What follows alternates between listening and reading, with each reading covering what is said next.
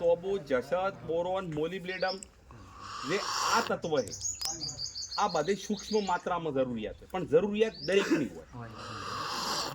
આ જરૂરિયાત એક તો પૂરી પાડી કે સોણિયું ખાતર કે જેમાં તમામે તમામ તત્વ આવી જશે. જેની પાસે પૂરતા પ્રમાણમાં સોણિયું ખાતર ન હોય એ માણસો ઉપરથી ક્યાં એટલે આ વસ્તુઓ આલતા હોય. ખેડૂત મનમાં એવું ગણે છે આજ કે એક તો એ ડીએપી નોખે અને એક યુરિયા નોખે એટલે મારું ઉત્પાદન હવે આવી જશે. એના વગર મારે કોઈ નોખવાની જરૂર નથી. ડીએપીની જરૂરિયાત મારા પ્રમાણે એક વીઘામાં જે 45 કિલોની બેગ સરકારે બનાવી છે કે 50 કિલોની ઈ બેગ 1 એકરનું માપ હોય. જે પણ સરકારનું માપ હોય 1 એકરનું હોય. ઓપે એને વીઘામાં કન્વર્ટ કર્યું કે મારે 1 વીઘામાં 50 કિલો ડીએપી મેળ પડે તો બીજું કોક હાથે હોય તો ઈ નોખો.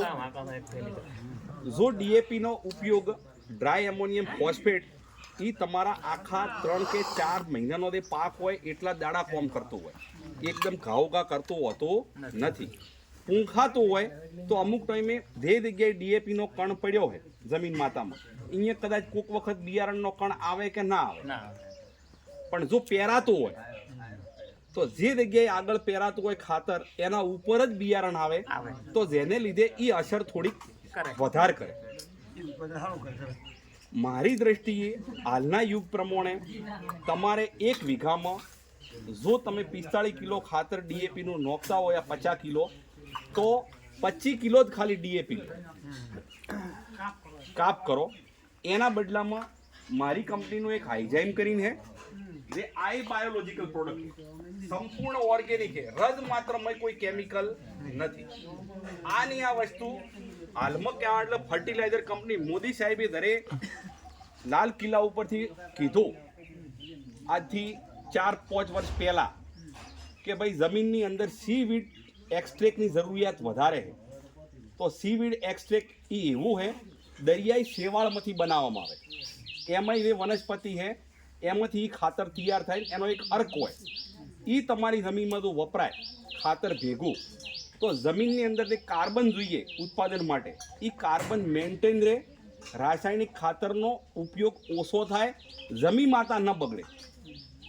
જમીન માતા ન બગડે તો આવનારા ભવિષ્યમાં જે પણ સરકારને કે આપણા મનમાં કે આ જમીન મારી છે આપણું કોઈ નથી ઓપે તો બાદ થાય ભાડે પટ્ટે હ સરકારને દરેક કોમ કરવું હોય તો ઊભા રહી કે ઓપે ફટોફટ કોમ થઈ જાય. તો આપણી જોડે જે પણ માતા છે જમીન માતા એને બસાઈને આપણા પરિવાર સુધી પોગતું થાય એવું કોમ કરવાની જવાબદારી આપણી હવની છે. તો એ રે હાઈજાઈ મેં તમે 1 વીઘામાં 10 કિલો એના ભેગું ઉમેરો અને તમે 1 વીઘામાં એ બાજરી વાવો. 1 વીઘામાં તમારું જે મન હે દરરોજ કરો હો એ પ્રકારનું વાવેતર કરો અને બેની કમ્પેરિઝન તમે કરો તો તમને ખાવામાં, સ્વાદમાં, રંગમાં, રૂપમાં દરેક જગ્યાએ તમને તફાવત જોવા મળશે. યુરિયાની વાત, યુરિયા નાઇટ્રોજન 46% ઓપે હવ થેલીના રૂપમાં લાવવા.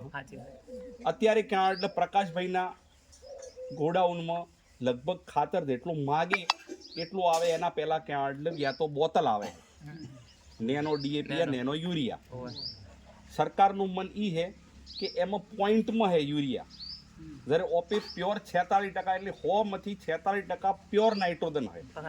પણ જ્યારે ઓપે ઉપયોગ કરવાનું કોમ કરે ત્યારે ઓપે પૂંખ લાઇટ આપવાની હોય યા કલાક પહેલાં તમે પૂંખો તો એ કોમ વધારે કરે.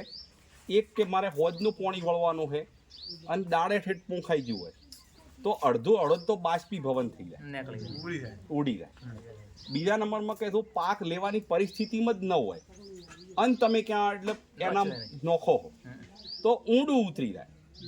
એક ખાવાનું વસ્તુ પડી છે, હારો માણસ છે તો 2 રોટલી ખાઈ જાય છે, ફેર પરોણા આવશે ને કદાચ શીરો કર્યો હોય તો શરમ ના મારે કે થોડોક તમે આના ભેળો લ્યો તો થોડોક શીરો ખાય, પણ ફેર ત્રીજી વખતે કોઈક પરોણા આવે ને એને કીધું હોય કે વેલ કે માલપુઆ કર્યા છે તો પેલો કે મોવે માર કુવે દઉં ભાઈ મારે હવે પરોણા તારે આખો દેડો આવે તો મારાથી એટલું કમાય એમ હે.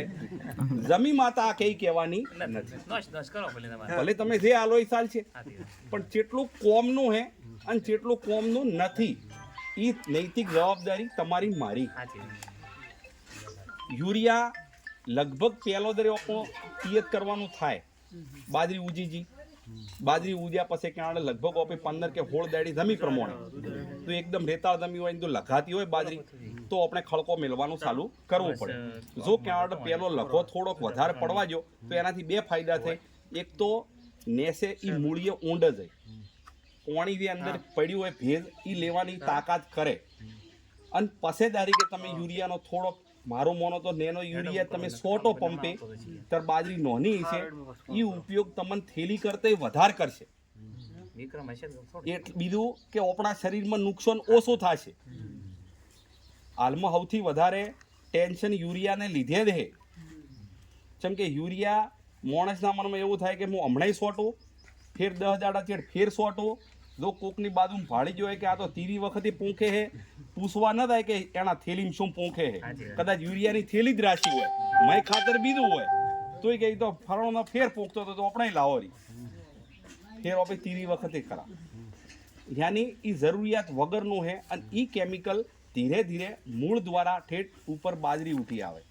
એ વરે પાછું આપણે ખાવા મળે. એ ખાવાને લીધે ઓપન ચેકની ચેક બીમારીઓ થતી હોય. તો જરૂરિયાત પ્રમાણે મારા હાથમાં 45 કિલો યુરિયાની થેલી તમે કદાચ લાવવાની થાય, 2 ભાગમાં વેચી દો. 20 કિલો 25 કિલો પહેલું નોખો, જે વજુ હે એ તમે 15 દાડા પાછળ નોખો જ્યારે એના ફૂલ આવવાની અવસ્થા ચાલુ થાય ત્યારે. અને જો સૌથી ઉત્તમ તો એ છે કે તે બોટલ હે એ પંપે સોટો તો યુરિયાની થેલીનો ઝંઝટ મારી પટી જાય, સરકારને જે કોમ કરવું હોય એ થાય અને ઓપણે સૌને ફાયદો થાય. મારી દ્રષ્ટિ સાહેબ આ ડીએપી યુરિયાની વાત છે. સલ્ફર ગંધક તત્વ આપે સૌ નોખર રાહ. ગંધક એ માર્કેટમાં 3 પ્રકારનો મળે છે. એક છે પાવડરવાળો 85%, એક છે 90% દાલ ઓપેકર ટીકડીવાળો, અને એક છે ક્યાં હાવખે WG ફોર્મ્યુલેશનમાં. 3નું કોમ અલગ અલગ છે. 85% પાવડર ઓપે પેલા જીરામાં એમાં પોંખતા હીરો એ રાયડામ નોખો તોય સારો છે. પણ એ 85% જોઈએ છે ખેડૂતને આજથી 10 વર્ષ પહેલો 100 રૂપિયા લેતો હતો, આદે હોમાં જોઈએ. એમાં વચગટ થવી જોઈએ. જોઈએ હોનું જોઈએ હે હોમાં. તો 85% ઓરિજિનલ 100 રૂપિયામાં હાલમાં ચઈ મળતો નથી. તમે હોમાં માગવા વળજા એટલે પ્રકાશભાઈ દેવા ડીલરને કહેવું પડે કે અમારો ખેડૂત 150 ખરીદે એમ હે ન, તમે આગા પાછું કરીને અમને હોમાં પૂરું કરો. આ સનાતન સત્ય છે સાહેબ. કેમ કે ખેડૂતને તો દોલ વાળો ગંધક ટીકડી વાળો ગંધક તો પાયામ નોખો તો અતિ ઉત્તમ છે. પણ મોનવીદર ફેર છેડે એટલે એના મગજમાં એવી ગ્રંથિ થાય કે ટીકડા તો ગળતા જ નથી. ટીકડા ગળતા નથી એમ નથી. એ ગંધક એલિમેન્ટલ સલ્ફર છે 90%. 10% બેન્ટોનાઇટ છે. એ પ્રકારની માટી જોડાયેલી હોય એનામાંથી સલ્ફરમાંથી સલ્ફેટ થાય અને સલ્ફેટમાંથી SO4 થાય. 4 ગણો નેસો થાય. વારંવાર પિયત થાય. તમારા જમીનમાં તમારા પાકને જેટલી જરૂરિયાત હોય એટલો જ છૂટો પડે. એના વગરનો મય જમા પડ્યો રહે પણ જમાઓ પણ ગમતો નથી. WG ફોર્મ્યુલેશન વાળો જે છે જે 3 કિલોમાં આવે છે એ ગંધકની જરૂરિયાત જ્યારે 20 થી 25 દાડે છોડ તૈયાર થઈ ગયા હોય, એના મૂળિયે તૈયાર થઈ ગયો હોય તર નોખો તો હારો. અમુક માણસો એને પણ એમ નોખી. મારો એક ટાર્ગેટ છે, મને આ કંપની ગાડી આલી છે. ગાડી છે ઉપર છે ગાડી આ બાજરીની થેલી ઉપર છે, આ રાયડાની થેલી ઉપર છે. દરેક વસ્તુનો વેસણ ઉપર જ છે ને. તો એ વસ્તુનો વેસણ મારા વગર બીજો કોક આવશે તો એને ઈ નહીં છે. આપણે એવું ડોહા કહેતા કે ભાઈ ભાર ક્યાં ઉપર છે, કન્યાની કેડ ઉપર. તો આની આ પરિસ્થિતિ પ્રમાણે જરે તરીકે જે પણ ઉત્પાદન લેવા બદલે ખર્ચની બાજુ ઘટાડી ક સારી વસ્તુ કર વાપરી ક ટાઈમે વાપરો એ કોમનું. જરે ફૂલ આવવાની યાની કે થૂલ આવવાની અવસ્થા ચાલુ થાય અને કોકના વિવાહ આવે કે 4 દાડા છેડ પાસે તો અને પાસે પ્રકાશભાઈ કહો કે નંદીનું ઉત્પાદન થોડું ઓછું આવ્યું હોય તો મારે તો તોય માનવું પડશે કે કોઈ વાતો જ નથી. તમે વાઈ તો 2 હાથ જોડીને ધન્યવાદ તમારા. પણ તમને આત્માન ઠાવ હોય કે ઓફિસ જે ભૂલ કરી. ખેડૂતને બધું ખબર હોય, કોઈ વસ્તુથી એને નહીં ખબર હોતી એવું નથી. દોતીવાડા યુનિવર્સિટીમાં વૈજ્ઞાનિકો બાજરીના બેઠા છે. એ બાજરીનું સંશોધન કરી કે પણ તમારા ખેતરમાં આવીને બળદિયા નાડવાનું કીધું હોય નાડી નક્કી આટલા મોટા શેગડ ભાલે ને તો રાતા રે કે કાકો હેગ નહીં તો કે નથી તો કે હવાર આવશે ઈ ના ખેડૂતને કીધું હોય તો ફટજીને દોહરો કરી અને વાળી અને કે બોલો ચમચમ પહેરવી છે હેડો જેટલા અગોળે કરવી છે એને થાય કે આ પ્રમાણે ચાકી સડાવશે તો આટલા જ અગોળે બાજરી પડશે નહીં ઉગતી તોય અમુક ખેડૂતને ખબર હોય કે મારી બાજરી ચમ નહીં ઉજી પણ કે રાઈડ તો કરી ફ્રી રાઈડ તો કરી ફ્રી રાઈડ કરવામાં શું થાય બેટો કંપની વાળો નકઈ મીટિંગ ભરીને જો હે તે આવશે કંપની વાળો એવું ગણીને આવતો હોય પ્રકાશભાઈને અહીંયાથી એક 26 થેલી વેચાણી 26 માંથી ક્યાં એટલે 20 થેલી ઉજી ગઈ 5 થેલી આઘા પાથી તો પ્રકાશભાઈ મનાઈને એમ સમજાવશે કે મશરૂભાઈ ચાહે થતું હોય તો ભાડું આપણો ખેડૂત છે બગડે ના ખેડૂતના મનમાં એવો થાય કે અમે જોર દબરાઈથી લીધી